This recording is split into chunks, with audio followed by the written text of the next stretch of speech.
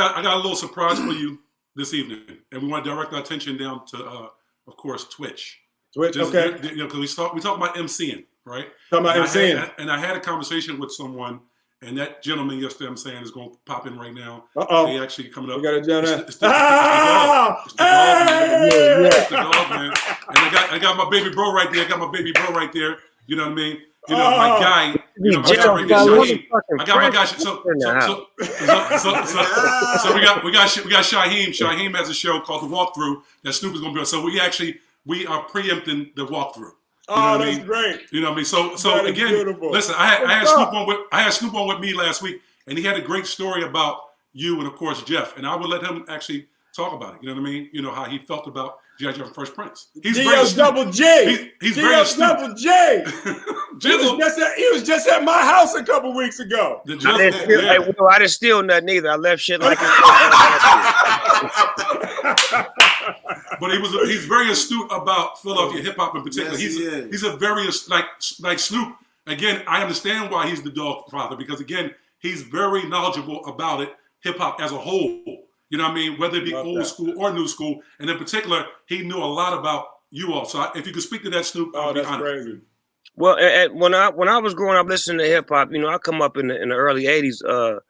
Fresh Prince, Jazzy Jeff, y'all motherfuckers was like top 5 on some real shit. That first album y'all dropped with the Ready Roxy and the brand new funk and all that shit. That shit was so hard. It was like LL Cool J hard, like lyrically, like sonically, like punchline, like hard wise, funny wise. Like you had everybody, like you said, you had funny shit, but you had shit that was MC shit. Right. To where on the West, we was really after lyrical content. So when you was busting the way Jazzy Jeff was cutting that shit up, and like you say, he was making the precise cuts, he wasn't overdoing it, and it was just the sonic sound of it all. It was inspiring, and it made us when we made records, we wanted to make records like that felt good. So if you listen to our records in the beginning, they may have been hard, but they all felt good, and you could get them motherfuckers. So the foundation, y'all laid a great foundation, and I always felt like you, Will, was like in the same level as LL Cool J, because LL was always like the hardest rapper to me in the world. Yeah,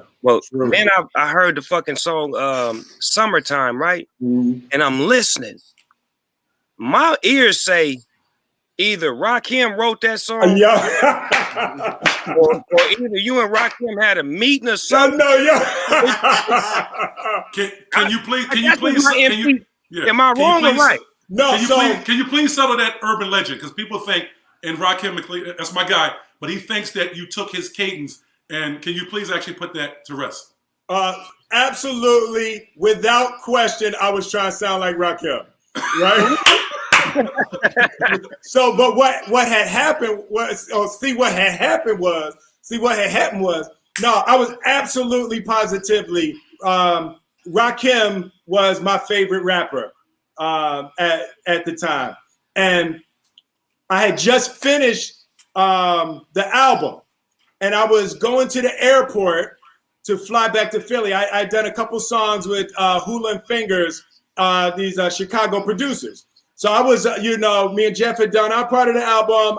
Did these couple songs with Hula and Fingers. I was on my way to the airport, and we had partied all night. So I've been at the club all night. The album's done. It's great. So I'm walking out of the studio, I'm saying goodbye, and they hand me the track. They was like, hey, we just did this one more joint last night, and they handed me the track for Summertime. So I was going to the airport. My flight was delayed. It's fake like crazy. My flight was delayed. So I'm in there, and I was like, let me just mess with it. And I was like, ooh, damn, that joint is crazy. And it's the only record I've ever written from beginning to end one time through and didn't go back and change anything. I wrote it from top to bottom, just how it is. But then I went back to try to lay it, and my voice, because I had been out partying all night, I couldn't get my higher voice. And the only way that I could get my voice out is I had to be down in there. So I was like, here it is, like the transform. But it was strictly because my voice was blown out. And then while I was doing it, I was like, oh, I sound like the R. I sound like the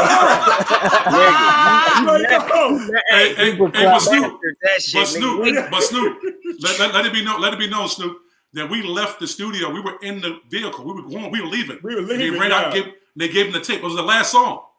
Yeah, but I wrote it all. You know, Rakim didn't have anything to do with the lyrics other than the massive love and respect and the imprint that he had left on me as an artist and the desire I had to just get anywhere near the quality of rapper that shows your penmanship. That shows that your pen was real mighty for you to channel that, but to still remain you. Yeah, it still was you. It just felt like some shit that he would have said. That's how dope that motherfucker was. Yeah, absolutely. Like, damn, this shit cold right I'm here. Definitely all the way. Benzos, while you're running stunting on the red zone.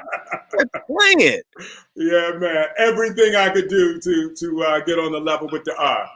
Wow. and then also I gotta mention this. Like, it was two more rappers from Philly that we really fucking respected on the West. Cool C and Steady B. Yeah. Hey Snoop, there was an infamous battle right after the American Music Award. I battled Steady B live on the radio. Give me that. Give me that. Give me that. Listen to me, Snoop. Listen to me. Snoop, listen to me. It was unmerciful. Yeah. Give it here. It was unmerciful. I mean, I gotta find out, Mimi. My ex-girl. I'm a hip-hop student, so to me, like, that's what I need that. That's what I'm just saying I was hard to beat at the time. I was hard to beat. I need that, Will. I need that. No, listen to me. It was, and Will is, you know, naturally he goes to the comedic place, but really, to be honest, in terms of vocally coming at people, he's going to cut you. Yeah. He's trying to cut every piece of your balls out. Yeah. Period. And I'm just being honest with you. I don't think nobody wanted that issue with you back then, Will. It's because you could beat him, and you could outclass him, and you could outfunny him. Like, that's one thing about hip hop. If you can make somebody laugh, dude, you can throw the narrative and also be fly and dope. You already didn't want. That's hard to beat. That's hard to beat. Yeah. So I just wanted again, we're actually we're coming on before my brother Shaheem show. You know what I mean? Called The Walkthrough, and Snoop is a guest on it, so he just came on to pop on and give us some love. You know what I mean? Appreciate y'all. Thank you, man. Thank you. Y'all, man. Appreciate love. Hey, Shaheem, man, you do great interviews. I always say you one of the dudes that I love doing interviews with. You really thoughtful, you insightful, you understand the dynamics of hip hop, both sides of it. You do great work, brother. Thank you, man. Thank you. I just love working with y'all brothers, man. Love what you're doing, man. It's the young boy, Shy. That's your young boy, Shy. That's my guy. That's my guy. Jazzy Jeff, send me some heat, nigga. I know you producing your ass. Listen. I've been on your wing. I've been on your heels, and you know it. Yeah, I know. You remember that Glenn Lewis track I gave you when we was in Hong Kong? Man. God damn, I'm about to come get you, man. Quit playing. Hey, listen. We're actually going to do a nice fuse. We're going to ask all the people in Instagram to come over to Twitch right now. Yeah, you know come on over. Seamless. I'm glad this is switch. I'm glad this is your show, not me. Because my fans will be mad as fuck if I Somebody gonna be mad as fuck. We're going to ask everybody to come over seamlessly to Twitch. Yes, slide on over to Twitch. Come on in. Come over to Twitch. You know what I mean? We got the legends. You know, listen. The views expressed by Charlie Mack are not necessarily the views of Will Snoop, Snoop Dogg, DJ or the dog father. No. So no. Again, you know what I mean. So we were talking about where was that? My mind of thought. London, Swiss Cottage, recording. He's DJ. I'm the rapper. Yeah. Did you know that it would garner the success that it garnered? That it actually had. No, you know, not me. Jeff was always a better judge of how stuff was going to do. For me, I like to always assume what I'm doing is going to be the best thing that the world's ever seen. So I try to delude myself. That's how I create the energy to move forward. I'm always living in a beautiful future. So if the present is ugly, I can make myself believe anything to get energy to keep moving forward. So it got to go real wrong for my mind to accept that I lost. Wow.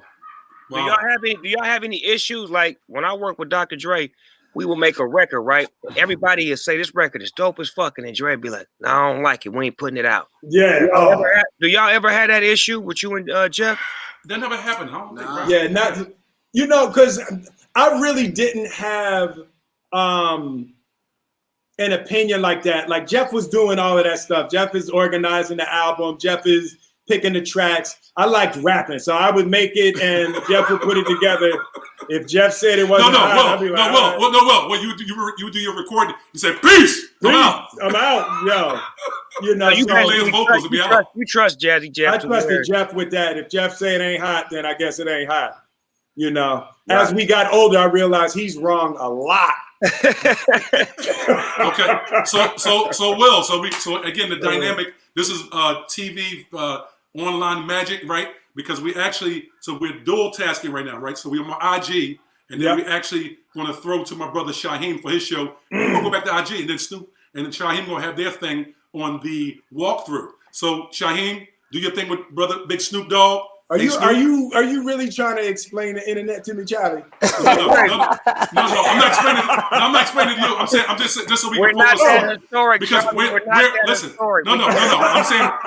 I'm saying is we're simultaneously airing, and now it's actually the baton's being passed on Twitch for Shaheem and his show and Snoop, and then we want to concentrate on Instagram. I like that. I got one question though before Jeff and Will leave. I want to ask y'all just your early remembrance of hearing Snoop in that Doggy Style album.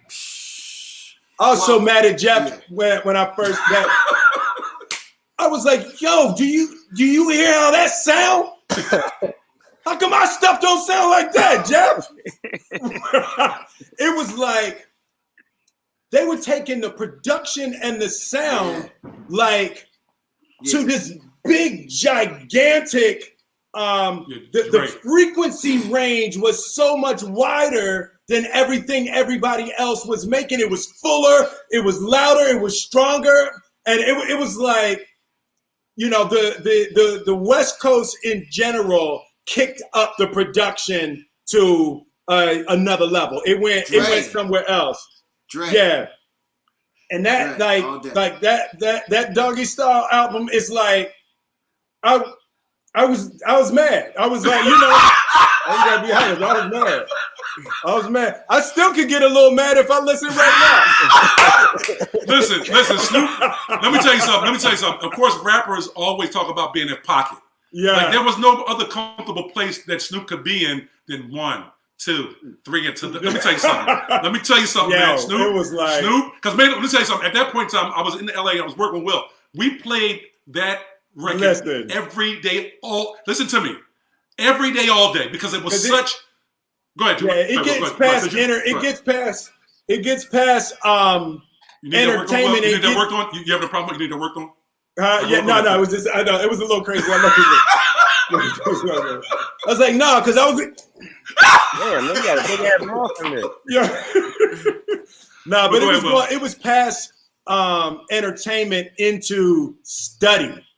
It was like, you know, nothing else sounded like that. Like they created and Snoop just had this flow, and it like I considered myself to be like I could hit the pocket, like that was a part of my thing, and it was like he just hit it better, and I was like, what the hell is going on out there? Hey, that's what you get when you plant those kind of seeds. These kind of students that come. Like I look at the generation before me, y'all mastered the craft as far as having skills on the record, on stage, in person, right now.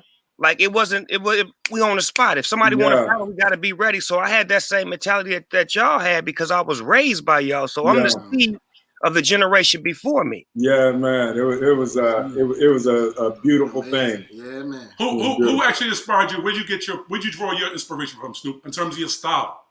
Style-wise, first, I'm gonna say Slick Rick.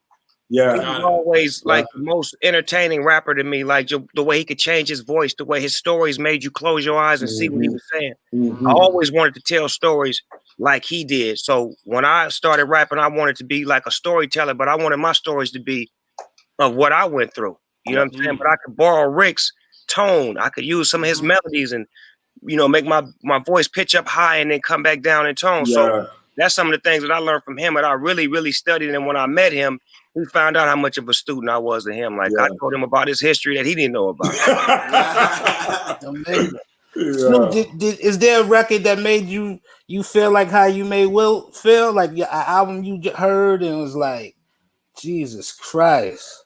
Oh yeah, the BDP first album. Yeah. God damn, Criminal Minded, Boogie Criminal Down. Minded, God damn. Minded. Like that shit was so hard. Yeah. With all them samples, the way Scholar Rock was cutting them samples, Yeah. the patches, and the tone that Chris had, it was just like, oh, that was nasty. Yeah. Yeah, that was ridiculous. All right, so listen, because I definitely have a time limit with my brother Will. I'm not going to abuse my time, you know what I mean? Because we're nearing, you know what I mean? Thank you. I love it, you know what I mean? But again, he said thank you. He said thank you. He said thank you. Thank you. So polite. So polite, Calvin. So polite, Calvin. And respect. You know what I mean? That was Calvin. That was Calvin. That wasn't Snoop. That wasn't Snoop Dogg. That was Calvin right there. Thank you. So no, I want to. I definitely want to disengage here and continue with Jeff and Will and Shaheem. Do your thing on the walkthrough, man. With the big Snoop Dogg. Appreciate y'all. Hip hop. This is hip hop. Thank you for that classic y'all made, man. Hip hop history. Thank you. There you go. Snoop, this is crazy, bro. What up, dog? I'm great, man. Yo, is that your son on the record that I just heard? Bron and Bronny? Mm-hmm. Oh man. That nigga got a little something on him, man. He gonna be a problem. Nigga said, blame it on my mama for the service seat. Blame it on the daddy for the crippin' I see. That shit cold. Yo, you know what else is crazy too? He got the voice and he got the flow. He don't sound nothing like you, but he got a flow and he got the voice. That's the people don't know, that's the extra cheat code. When you got that signature voice and that signature flow. Right. Now you just got to talk about something and have great production. Yeah, I can't wait to hear like just the perspectives that he's gonna be coming from, man, because I know you provided for him and gave him a good life, but you know, it's so much going on in the world. If you can't get inspired to put something down as an MC just off 2020 alone, you don't even need to be in the mic because it's a lot going on right now. It's a lot of topics, a lot of situations that could be spoken to, a lot of, different things that could be reached and touched. So if you in it to win it, this is your time to shine. Yeah, man. Let me welcome everybody. This is the walkthrough. We dedicated to hip hop, man. I've been blessed to have a lot of legends on. We just had a fabulous moment with Will Smith, Jazzy Jeff, Snoop Dogg, of course.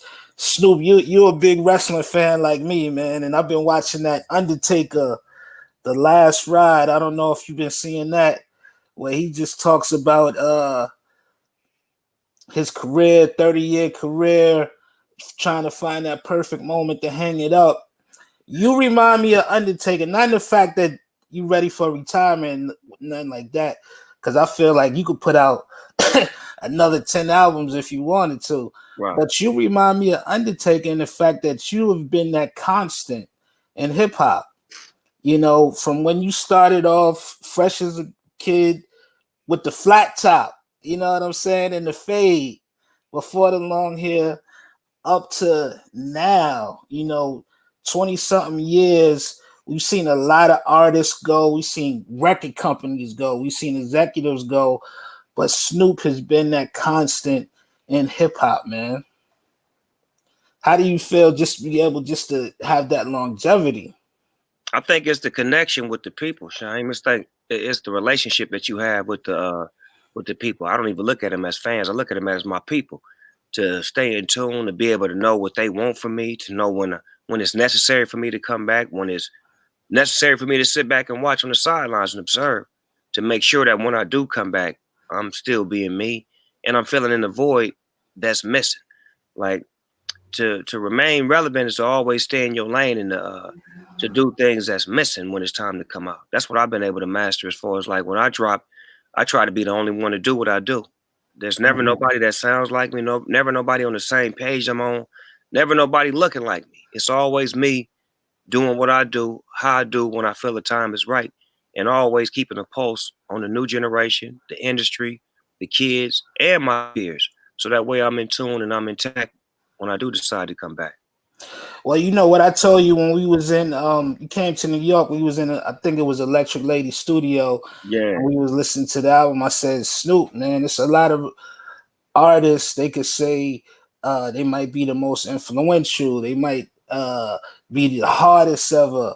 But Snoop, to me, you got the title that is one of the most precious, is that I think you're probably the most loved MC that we've ever seen, man, across the board.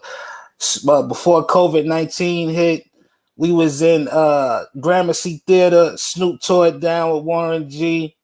I brought my 84-year-old aunt, Wow. Aunt Yvonne. She said, I don't care what's going on tonight, I'm coming to see Snoop. Sure enough, I brought her to the concert. She danced all of the music, even the songs she didn't know she was dancing. Brought her backstage to meet Snoop. She gave her a picture. Man, you know, my uncle got a little jealous. My uncle 88. He said, "What you doing giving that young man a kiss?" She said, "No, it's just Snoop." He said, "All right, Snoop is cool." That's Oh right. yeah, man. And you know, it's across the board. It's from that age all the way down, man. People just love you, man. And it's just amazing to see that career arc. Because I remember at one time you probably was the most feared artist, you know, by the mainstream. People just didn't understand this new genre that you was helping to usher in of music. And now you love all across the board. Yeah, but that's the dedication to staying down and being me at all times and pushing that line. From everything that I've ever been a part of and everything I ever stood for, I remain the same through the terrain, through all of the time. Like never switching, always being me, no matter what the phase was or what was hot or what was new.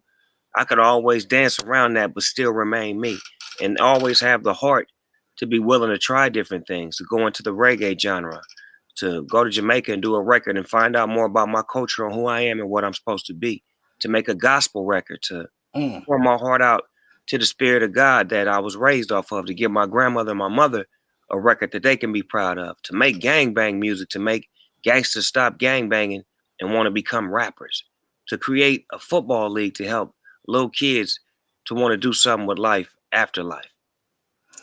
I can see you being the president, man. What's up? We need a change. I saw when Spike asked you the other day on live, he said Snoop for president. What's up? I don't know, man, but that was a dope ass conversation with me and Spike Lee, though, man. That was so historic and so necessary to be able to talk to a legend like that and to have understanding and clarity and brotherhood and to be able to share that with the people, to see two great black men having a great conversation about their careers, about what they do, and about how we have the same views on life in general. Like that's a 20-year gap, but it's not. And that's usually the problem with black people. We always have a gap and we feel like they old or they young, but if you just sit down and talk with somebody, we're the same people. Nah, it's definitely a lot of love, man. We got a quick question from Twitch. Night Fox Kilo. Man, that sounds like a rapper name. Who do you think are the artists doing the most to influence the culture today? Wow. Who are the artists doing the most to influence the culture today? That's tricky because the era I came up in, you knew who was the one. In this era, it's a lot. And it's a lot of different, perspectives because it's always been a young man's game and a young woman's game. So to me, the women have more of a vocal voice nowadays than they've ever had before. So you got to put them in the equation as far as women are more respected. They have a lot of platform and they say a lot when they get in the spotlight. So to me, the platform is for the youngsters, and whoever decides to take the lead and become that next great voice of power, whether it's the Public Enemy style, the Tupac style, the Ice Cube style, the Brand Nubian style, the De La Soul style, whatever it is, it's always some sort of style that moves ahead of the curve, and we know that they're the ones leading the charge. Right now, it's a lot of people pushing, but nobody's really leading the charge because they haven't really found their leader voice right now, which is dope because there's a lot of great competition going on in hip hop. Yeah, especially with everything that's going on with these marches and protests, I was very encouraged, and I'm still very encouraged and inspired when I see a lot of artists from the younger generation. Because, let's face it, Snoop, some of the OGs, not you, not me, but some of the OGs, they kind of diss the younger generation of rap, man, because they don't really understand what it is, man. But I see these dudes stepping up. I saw like Lil Yachty was one of the first at a protest rally. Sway Lee was one of the first at a protest rally. I see the Baby making records about what's going on. T Grizzly, Little Baby just made a great record about what's going on, man. How do you feel about this young generation stepping up socially? I feel good about it. I want to speak on somebody from my side, YG. Oh yeah, YG been pushing it for a long time. He just don't push it like they push it. He push it like we push it. Fuck the police, fuck Donald Trump. He push it like that. So YG on the West is the new voice of reason, the new voice of power, because he don't give a fuck. He been crossing the line, and he been speaking for the people, and he is the people because he's the young generation, a young seed of the generation before him. Like how I said, I was a seed of the generation before me. That's what he is. So he's the Ice Cube, Tupac, Snoop Dogg, all of the above, and he's a blood, which makes it that much more sweeter because it shows the evolution of hip hop on the West.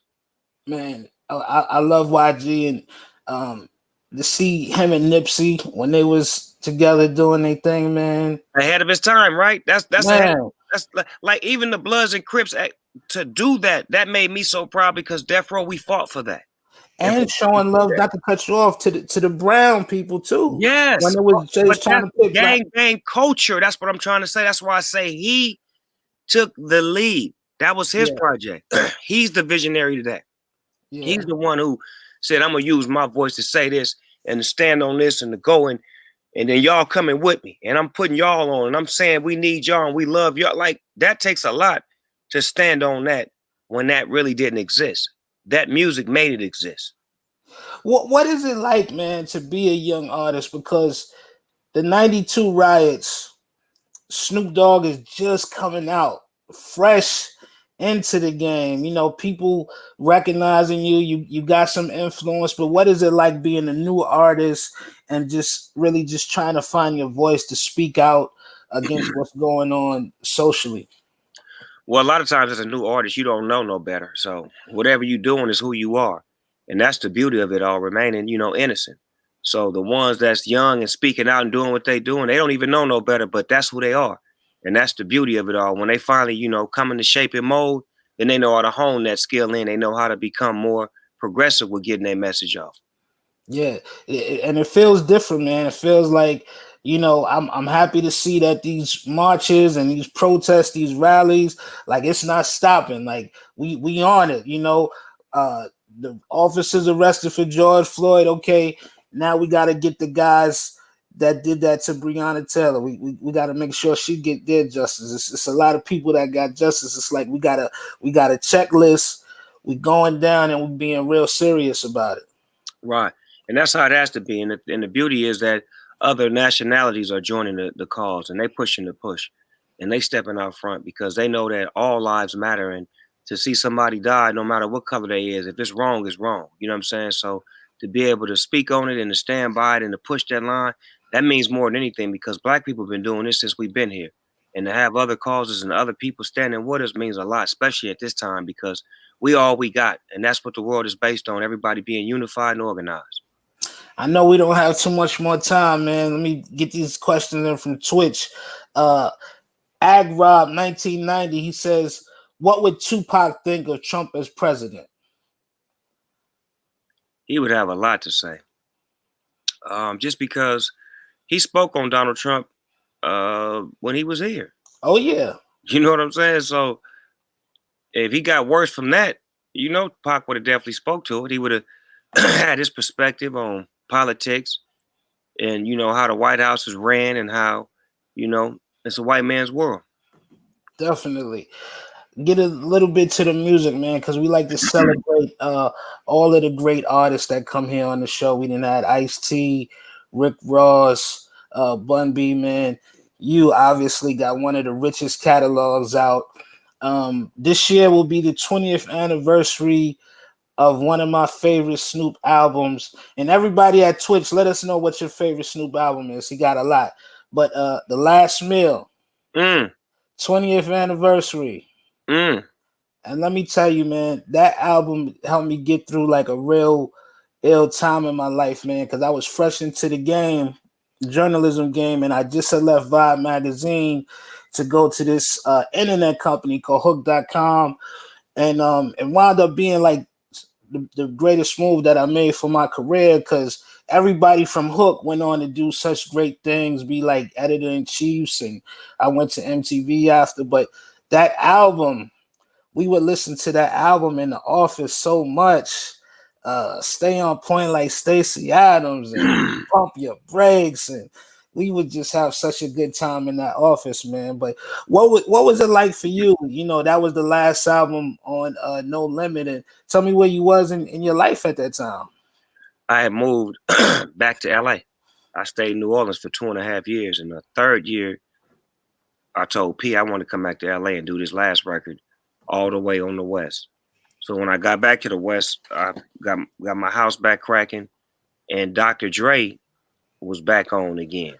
And Dre was like, bring me your record. So I brought him my record, and he liked it. And he decided to mix the whole record from top to bottom. So that's why that sound was right. That's why the vocal was right. Everything felt good because he was able to capture the old feeling. And around that time, we was working on the Chronic 2001. And we was working on the Eastsiders' first album. So it was like it's so much that we was working on, and the energy and the fun and just the spirit of us making records again with my team. You know, Master P gave me my spirit and my love back, but Dr. Dre was my guy. Being back with him and DOC and all of the guys, it was like, oh, we back on again. That energy, man. And you know, when I talk about the Undertaker, you know, every WrestleMania he have a classic match, man. And you know, around that time it was like every year you was just dropping a banger on us, like whoa, beautiful. That was the first time working with Pharrell on Paid the Cost to Be the Boss. That kind of set the seeds of what was to come. Now that's one of my favorite albums too, obviously, but that next one that you had, that R&G, the masterpiece. We went on one. Man. That album created my movie Bossing Up. Me and Pharrell, we actually fell in love with each other on some real shit. Like we fell in love with our whole get down. I loved everything about him, his spirit, what he was about, his music, his life, and the feeling was mutual on his end. So when you got two brothers who really love each other, that really want to work with each other, that's what you're going to get. You're going to get the best out of us. We never clashed. We never argued. Everything was always for the benefit of the project. Some days he would drive. Some days I would drive. But we was always on the same path and in the same lane at all times. When you get a record like Drop It Like It's Hot, man, like you had so many, up to that point, you had so many signature records, big records, but when you put that Drop It Like It's Hot, man, that became like the new record for the new generation and the new signature Snoop sound. Man. He found it. Pharrell found it. He found well, he was a student. First of all, he was a student. That's why we fell in love with each other, because he studied everything about me. He knew what I was great at, and then he knew the production that Dr. Dre had gave me. And one thing about producers back then, they all reached for Dr. Dre when it was time to work with me, no matter what.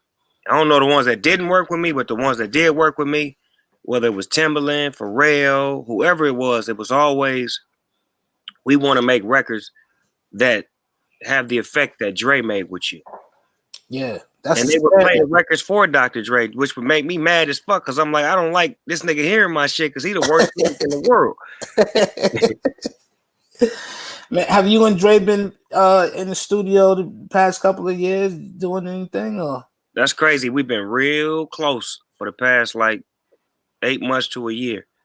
Like real close. Like, I'm not saying that we're close to making music, close to doing it, but we've been real close.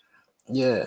Well, that's a beautiful thing, man. Just to somebody that you came up with and made that history with. Like, I hate to see people that we love together, you know, through the test of time, they just fall out and talking bad about each other. But I love to see, like, I just saw in live Eric B and Rakim was together performing.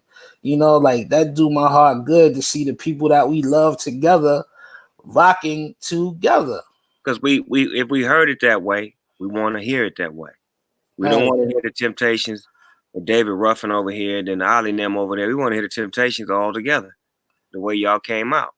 And that's just facts. You know what I'm saying? We want to hear EPMD, not PMD by itself or E by itself. We want to hear EPMD.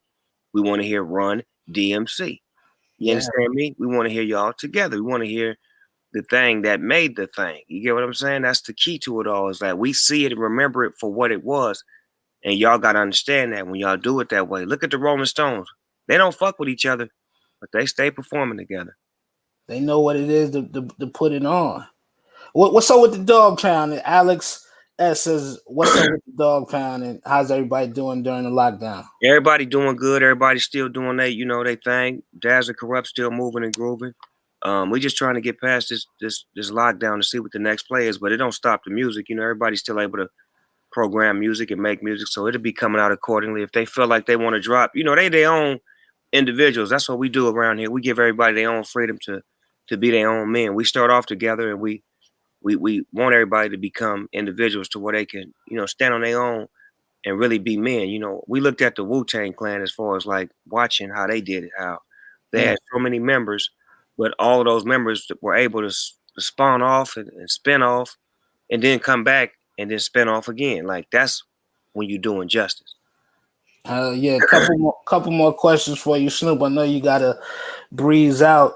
The NBA, they say that they coming close to coming back. Some players don't think they should come back. How do you feel about that? It depends. Like, if I was a player, I would feel the same way they feel, but I'm not a player, so kind of selfish. I want to see basketball. I want to see my Lakers win a championship, but at the same time, I sympathize with all the players that ain't going, because my health, my life, my family, you know, the understanding of what's going on is way more important. So until I have all of the information that makes me feel comfortable and safe to travel to that bubble, to know that I'm gonna be all right, my family gonna be good without me, then I would be over on the fence too. I'd be trying to figure out what's the best move for me and my family, financially, you know, health wise, and just for the spirit of what's going on right now with the movement. Does basketball matter? Does us playing affect, you know, the movement? Do people stop paying attention to the movement to watch basketball now, or is the movement going to push through basketball? It's a whole lot to talk about. Yeah, I think if they do get back on the court, I think they can continue the movement. You know, just the platform that they have during the game, some of the statements that they can make, you know, actually during the games. But you know, it's definitely, I think the biggest statement they can make is getting with them motherfucking owners right now who ain't said shit. Yeah. And telling them owners this was happening. Every motherfucking city that got a basketball team, we need the police to be X, Y, and Z. They need to do this, that, and that. Any state that we go to that's got all that Confederate bullshit, got to get out of there. If y'all can't meet these motherfucking demands, we will not be coming to your town to play no fucking basketball. And by the way, we need to get that guarantee like baseball got. We need a guaranteed contract the way baseball get, no matter what. Like them hundreds of millions. Stop lowballing basketball. We the whole thing. You right about that. That's why we say Snoop Dogg for president, man. Last question, Twitch. They want to know if you could just speak on the legacy of the great Kobe, and how do you feel about, you know, all of the tremendous tributes that he's been getting this year, man. It's definitely a heartbreaker to lose such a great individual. Man, a dear friend of mine's, still heartbreaking to even talk about. But, you know, through the spirit of what we do and through the spirit of him, his Mamba mentality, we push forward.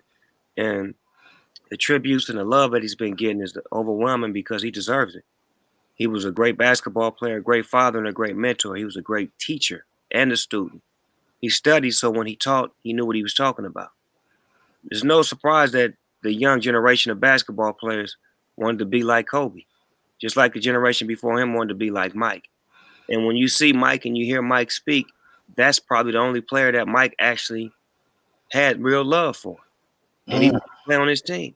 But he had love for the way he went about the game, the way he wanted to be, taught, the way he wanted to learn, and the way he grew, and the way he became a champion. I was at the funeral, and I seen Michael Jordan crying and seeing him talk. That was deep, man. That was like from brother to brother. And for the GOAT to feel that way, that just sealed it all up right there. That made Michael Jordan the greatest basketball player in the world to me after he spoke at Kobe's funeral. I didn't have to see The Last Dance. Snoop, I appreciate you as always, man. We got to have you back on. I want to come out back to the compound and sit with you. Wait, no, y'all got a big ass room waiting on you. I've been cooking lately too, boy. Let me know what you like. I've been in there chef, and I whoop you up something real proper like. Man, anything except for pork. I'm good, man. Ain't no more. I got you. I just made some motherfucking fettuccine today with shrimp. You understand me? And filet mignon. Oh man, Snoop, I appreciate you so much, man. This is a great night. Thanks to Will Smith, Jazzy Jeff, Charlie Mack. We was trying to have OT come on. I don't know where the hell OT is at. He probably still celebrating his birthday. That nigga had a party at his house the other day. That nigga. Oh yeah, nah, that's my young homie, man. My young homie living life. I love him. Yeah, man, I'm so proud of him. If you can see these plaques I got in my walls, OT double platinum and everything, more to come. And I'm happy to see that y'all rocking, keeping that Long Beach brotherhood together, man. Thank Busta Rhymes for giving him a shot, for believing in him, you know what I'm saying, for putting him on the map. And thank OT for having a work ethic to outwork everybody and to rise to the top and to be who you is without the help of Snoop Dogg. There we go, man. Snoop, don't retire no time soon. You are hip-hop's Undertaker. We need you for that constant. And, 10 more albums, baby. Say no more. I got you, baby Bubba. All right, my brother. One love. To walk through Big Snoop Dogg.